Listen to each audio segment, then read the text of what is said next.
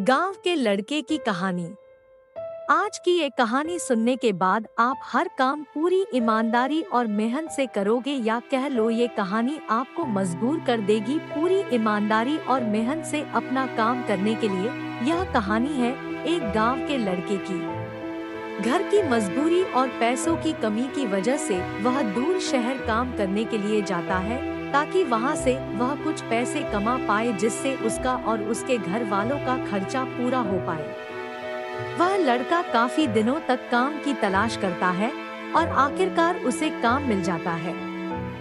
वह लड़का अपना सारा काम पूरी ईमानदारी और मेहनत से पूरे दिन करता है।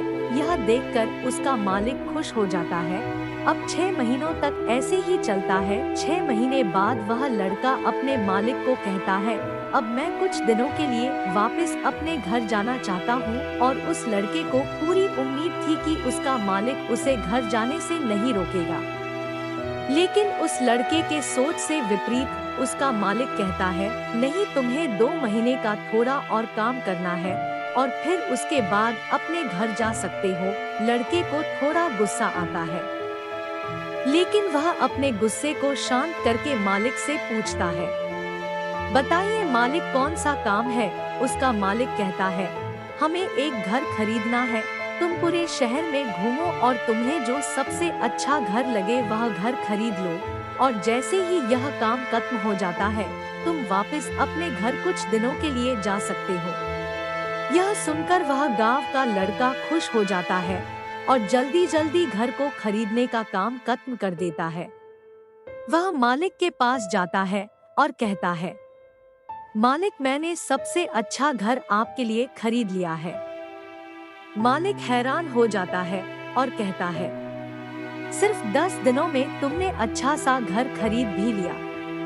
गांव का लड़का कहता है, हाँ, ये घर काफी बढ़िया था, इसलिए मैंने खरीद लिया। और कहता है कि क्या अब मैं अपने घर कुछ दिनों के लिए वापस जा सकता हूँ? मालिक कहता है, नहीं, तुम सिर्फ 2 दिनों के लिए अपने घर वापस जा सकते हो। गांव का लड़का कहता है, अरे मालिक, मुझे गांव जाने में ही 1 दिन लगेगा, तो कैसे भला मैं 2 दिनों में वापस आ जाऊं? मुझे मेरे परिवार के साथ वक्त भी बिताना है।